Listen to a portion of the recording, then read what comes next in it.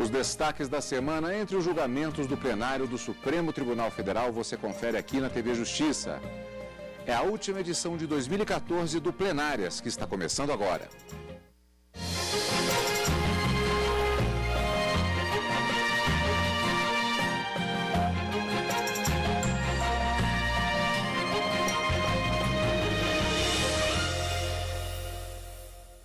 Hoje, com os destaques da última semana de julgamentos do ano de 2014, que teve como característica, Karina, o fato de que, como aliás é muito comum acontecer no encerramento do ano judiciário aqui no Supremo Tribunal Federal, 3 sessões plenárias. Nós tivemos sessões nos dias 17, 18 e 19 de dezembro. A sessão do dia 19, uma sexta-feira pela manhã, e caracterizada também pelo tradicional discurso do presidente da Corte, com os números referentes àquele ano que estará sendo encerrado.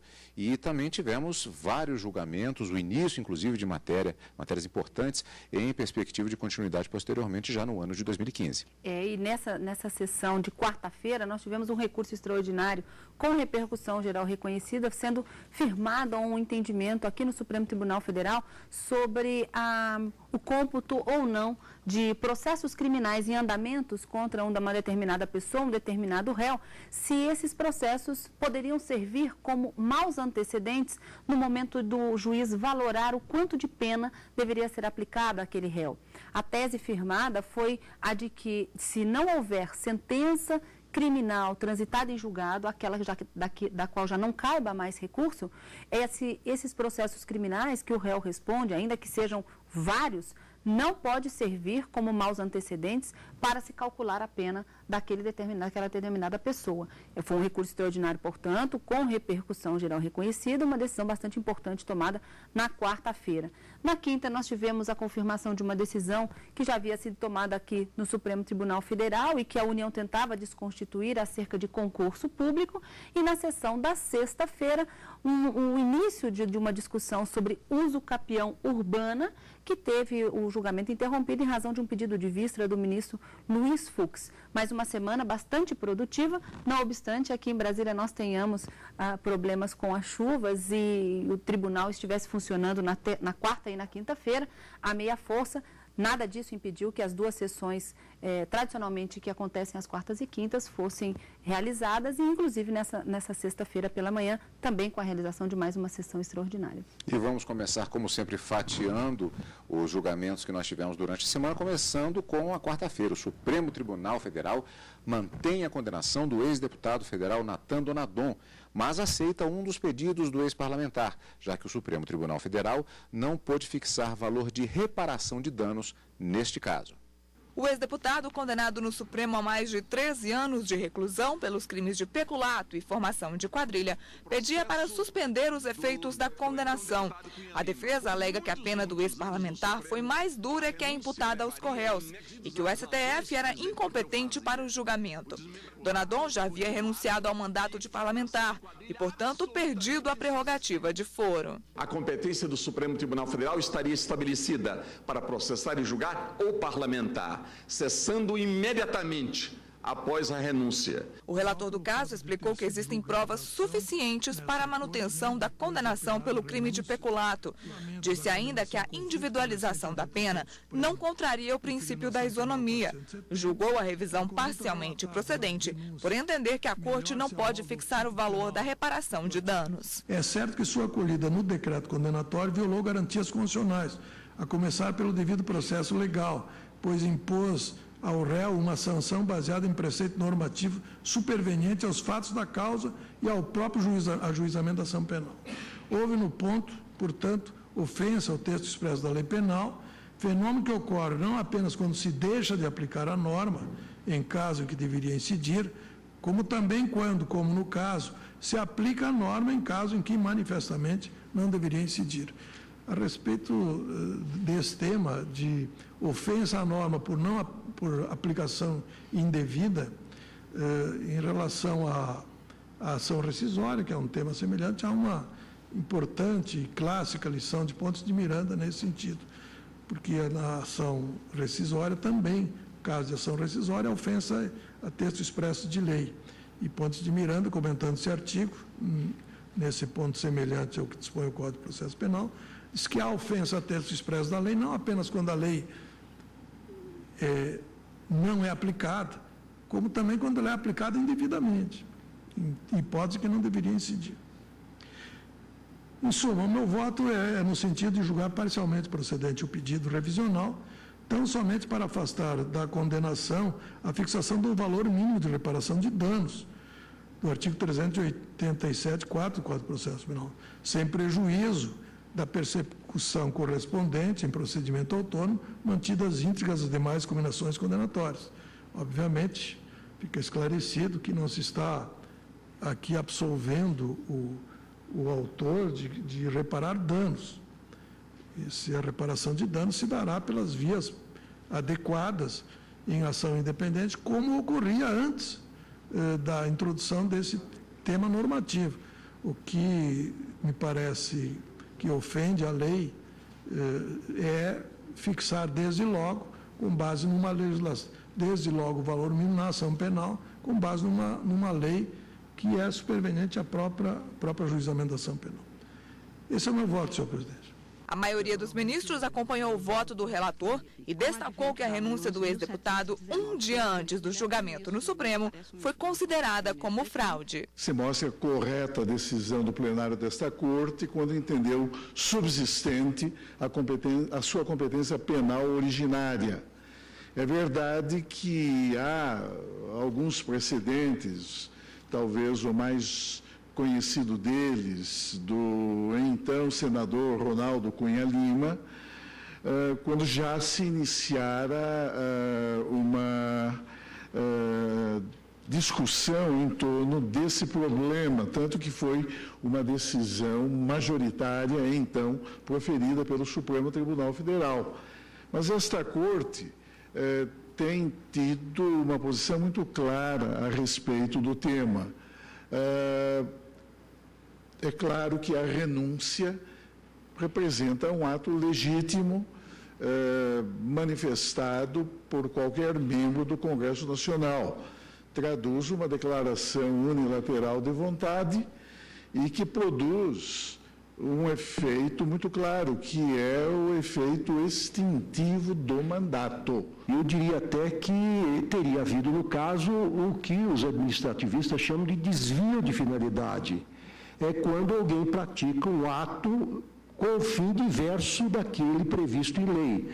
A renúncia, no caso de um deputado, é um ato político-administrativo que gera consequências neste campo, mas, na verdade, o que se queria com essa renúncia era impedir o julgamento do Supremo Tribunal Federal. Portanto, é um ato onde se caracterizou claramente um desvio de finalidade, houve, de fato, uma fraude processual e não se pode, a meu ver, em sede de revisão criminal, revolver este raciocínio desenvolvido e acatado pelo plenário desta Corte. No que tange à questão das circunstâncias judiciais, também penso que houve uma longa discussão com relação a esse ponto. O ministro Marco Aurélio muito bem colocou essa questão também, no sentido de dizer se neste campo se está justamente dentro daqueles limites do justo e do injusto. Não é possível, a meu ver, rediscutir essa matéria em sede de revisão criminal. Nathan Donadon foi condenado em 2008 por ter desviado R$ 8 milhões em contratos forjados da Assembleia Legislativa de Rondônia na década de 90, quando era diretor financeiro do órgão legislativo. Os ministros ainda negaram um pedido de progressão de regime para João Paulo Cunha. Para o relator, ministro Luiz Roberto Barroso, o ex-parlamentar deveria pagar a multa de R$ 536 mil a que fora condenado para ter direito ao benefício. A maioria dos ministros acompanhou o voto do relator. Karina, voltando à questão do ex-deputado Nathan Donadon, houve essa modificação em relação ao pagamento. Como foi exatamente? Eu gostaria que você detalhasse um pouquinho a respeito dessa decisão. Era uma ação rescisória em que o ex-parlamentar a defesa tentava, de alguma certa forma, reverter a sentença que condenou Nathan Donadon pelos crimes de peculato e formação de quadrilha. Então, havia um esforço quase hercúleo para tentar derrubar aquela decisão, mas os ministros decidiram por reparar apenas uma parte da decisão, da sentença ou do acórdão, né? Aqui no Supremo, um acórdão, que teria fixado o valor mínimo da reparação de danos. E o ministro Teori Zavascki, que acabou sendo acompanhado no seu voto, entendeu que a legislação que determina que o juiz que vai prolatar a sentença deve fixar o valor mínimo da reparação, ele quem deve fixar o valor mínimo da reparação, trata-se de uma inovação no Código a partir de 2008. E para o ministro, no caso concreto de Natan Donadon, os fatos apurados e pelos quais ele teria sido condenado foram anteriores à lei de 2008, a essa alteração. Então, essa alteração não poderia alcançar esses fatos pretéritos e, portanto, determinou que aquele valor mínimo fixado pelo Supremo Tribunal Federal para pagamento a título de reparação de danos deveria ser discutido em juízo próprio em uma outra ação e que não poderia ser fixado aqui pelo Supremo. Em relação à pena privativa de liberdade pelo qual foi condenado pelos crimes de quadrilha e peculato, ficou incólume, não houve qualquer modificação, então foi dada parcial procedência à ação rescisória apenas no tocante a esse valor da reparação do dano, já que o Supremo não poderia, neste caso, frise-se, né, neste caso, fixar em razão da data da alteração da lei. Sessão plenária da quarta-feira, vamos para a sessão plenária desta quinta-feira, na qual o plenário do Supremo Tribunal Federal decidiu que os candidatos aprovados em concurso para fiscal do Estado de Goiás devem ser chamados para a segunda etapa, mesmo após a realização de um novo certame. A União contesta a decisão do Supremo que determinou a convocação para a segunda fase de candidatos aprovados em concurso para fiscal do trabalho em Goiás. Para a União, todos os candidatos aprovados na primeira etapa deveriam ter sido citados na ação, o que não ocorreu. O relator do caso, o ministro Marco Aurélio, discordou dos argumentos apresentados e manteve a decisão do STF. Ficando, em consequência, a autoridade coatora impedida de nomear candidatos aprovados em posterior concurso de fiscal do trabalho, enquanto não se concluiu o competitório em que os impetrantes lograram aprovação na primeira etapa, o que somente se ultimará com suas convocações à segunda etapa, programa de formação, explicitando-se, por último, que, consoante o edital número 1/94, o resultado final do concurso pressupõe a realização da segunda etapa. Concluo, presidente, imaginar-se a esta altura a obrigatoriedade de candidatos, ainda que aprovados em concursos ulteriores, integrarem a relação processual alusiva ao mandado de segurança, ótica somente exteriorizada nesta fase afunilada, que é a da ação de impugnação autônoma à rescisória, implicaria verdadeira subversão da ordem processual. Julgo improcedente o pedido formulado nesta ação. O presidente do STF e relator da ação, ministro Ricardo Lewandowski, abriu divergência por entender haver erro de fato na decisão da primeira turma. Se a disputa fundou-se em vagas para o cargo de fiscal do trabalho em Goiânia, Goiás, e o certame ulterior teve por objeto vagas existentes em outras cidades do país, não há que se falar em prejuízo ou em preterição dos réus. Registro, ademais, que as cláusulas 242 e 89 do edital 1 de 94 dispuseram acerca de uma classificação geral que viabilizasse o aproveitamento dos candidatos habilitados no concurso, independentemente da região escolhida no ato da inscrição. A seguir, transcrevo as mencionadas cláusulas editalícias, que estão aqui no meu voto já distribuído. Com isso, tem-se o surgimento de vaga na região escolhida pelo candidato. Tem-se que o surgimento de vaga na região escolhida pelo candidato impunha sua convocação para participar da segunda etapa do concurso, ao passo que a inexistência de candidato para prover a vaga ou sua reprovação permitiria à administração pública lançar mão dos candidatos da listagem geral. Ocorre que não restou comprovado o surgimento de vagas na região de Goiás, tampouco oferta de vagas a serem providas pela classificação geral, hipóteses que viabilizariam a participação dos requeridos na segunda etapa do concurso. E mais, ainda que se entenda que as cláusulas editalícias previam a possibilidade de utilizar-se a listagem geral a ser usada no caso de não provimento das vagas regionais, não restou comprovado nos autos que os requeridos possuíam colocação privilegiada a fim de conferir-lhes preferência sobre os demais candidatos e participação imediata na segunda etapa. Em suma, resta, a meu ver, clara a ocorrência de erro de fato. A maioria acompanhou o relator e os candidatos deverão ser chamados para a segunda etapa do concurso. Os ministros ainda discutiram se pensionistas de servidores aposentados que morreram antes da emenda constitucional 41 de 2003 devem receber o benefício integral. E a sessão da quinta-feira foi a penúltima sessão plenária do ano de 2014, pois nesta sexta-feira aconteceu a sessão extraordinária de encerramento do ano judiciário de 2014. A sessão começou às 10h30 da manhã. Os ministros julgaram 2 processos e divulgaram números que refletem o desempenho do Judiciário e do Supremo Tribunal Federal durante o ano. Ainda antes da sessão, um dos ministros fez uma avaliação dos trabalhos até aqui. Antes do início da última sessão plenária, o ministro do Supremo, Marco Aurélio, fez um balanço dos trabalhos desenvolvidos pelo STF e pelo Poder Judiciário em 2014. Foi um ano de produção maior, e produção maior principalmente no plenário, já que nós deslocamos para as turmas certos processos, aqueles que podíamos realmente deslocar. Isso implicou a possibilidade de apreciarmos os recursos extraordinários com repercussão geral. Na sessão, os ministros analisaram um recurso extraordinário encaminhado contra acórdão proferido pelo Tribunal de Justiça do Rio Grande do Sul. Os recorrentes contestam a decisão que negou a uso capião de um terreno no município de Caxias do Sul.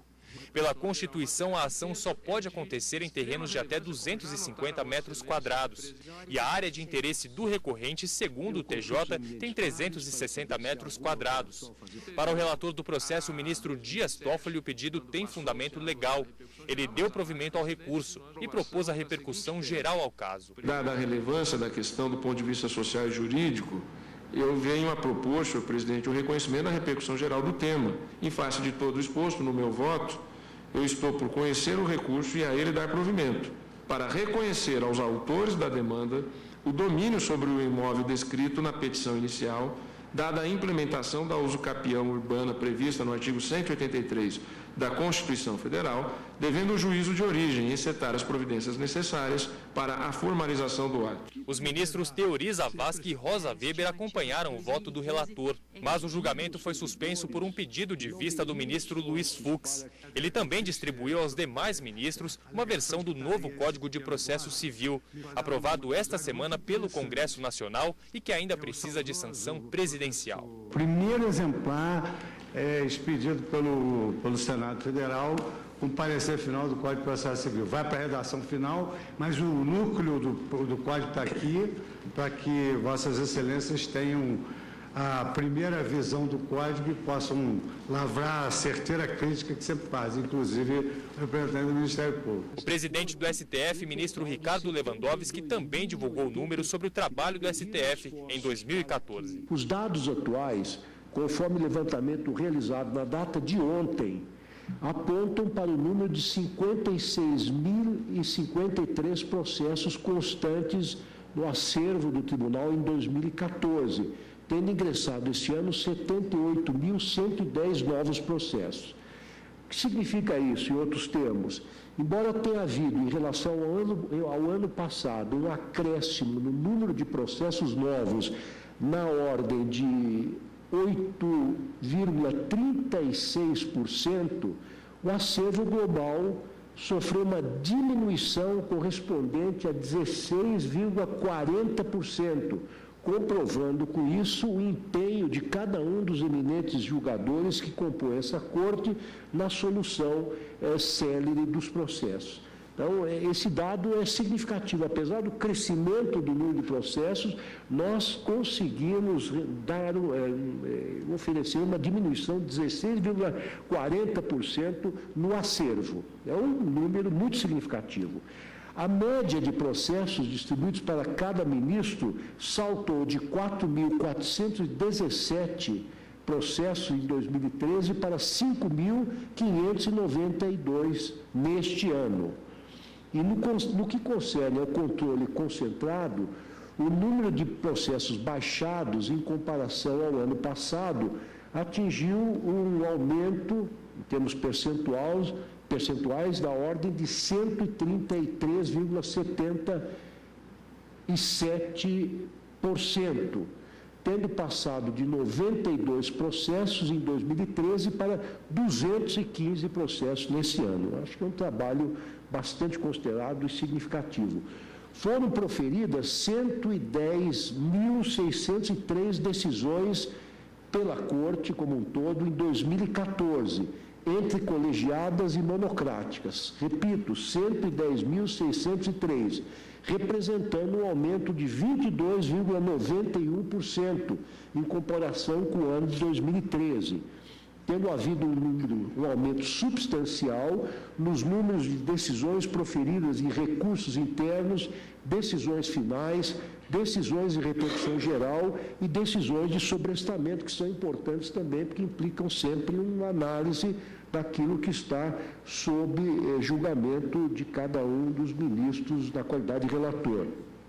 Nos órgãos colegiados, houve um aumento das decisões proferidas tanto no plenário quanto nas turmas, da ordem de 5,51% e 23,22%, respectivamente. Portanto, o trabalho no plenário, em termos de soluções, aumentou 5,51% e nas turmas o trabalho rendeu, em termos de aumento percentualmente, 23,22% em comparação com o ano passado. No plenário, nós julgamos em 2014, no primeiro semestre, 1.093 processos, sendo 10 com repercussão geral. No segundo semestre de 2014, julgamos 1.527 processos, sendo que 50 tinham repercussão geral. Total de processos no ano de 2014 julgados em plenário foram 2.620 processos, sendo que 60 tinham repercussão geral, liberando-se milhares de processos sobrestados na primeira instância. Aprovamos nesse ano de 2014, no primeiro semestre, uma súmula vinculante e neste segundo semestre, mais 4 súmulas vinculantes, num total de 5 súmulas vinculantes.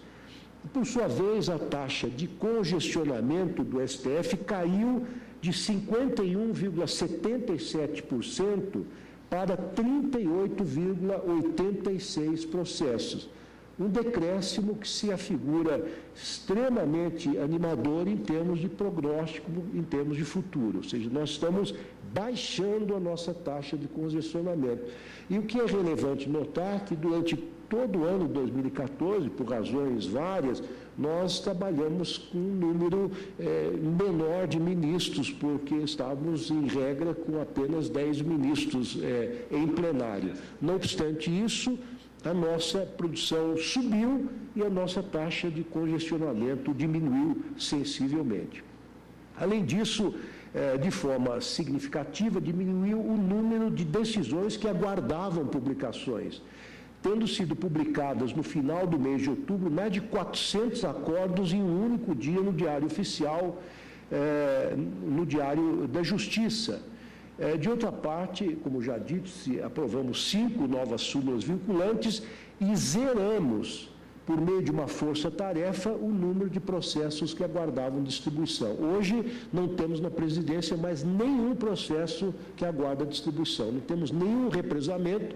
Claro que isso aumentou o número de trabalho nos gabinetes, o número de processos no gabinete, mas, pelo que vimos aqui, os ministros deram uma resposta adequada e aumentaram os seus esforços nesse sentido. Tais dados, quero dizer, são altamente animadores, são reflexos dos esforços individuais dos senhores ministros, dos assessores que os acompanham e dos dedicados servidores desta casa, assim como de medidas operacionais que todos nós tomamos, não apenas na presidência, mas também nos respectivos gabinetes, para acelerarmos a nossa prestação jurisdicional. E estes foram os dados divulgados no discurso do presidente do Supremo Tribunal Federal na última sessão plenária de 2014. Para registro também, houve a manifestação também do Procurador-Geral da República, do representante da Advocacia-Geral da União e do ministro Marco Aurélio, o mais antigo presente na sessão plenária desta sexta-feira, marcando o encerramento do ano judiciário de 2014. Karina, durante o mês de janeiro nós teremos as reprises dos principais julgamentos de 2014, alguns deles, pelo menos, em relação ao direto do plenário e também alguns dos principais programas relativos a esses julgamentos do plenárias. Nós temos agora a renovação da jurisprudência no plenário do Supremo Tribunal Federal, com o encontro marcado agora em 2015. Somente em 2015, com o direto do plenário ao vivo e também com o plenárias. Então, até fevereiro, um Feliz Natal, um Feliz Ano Novo e obrigado sempre pela sua companhia conosco aqui na TV Justiça.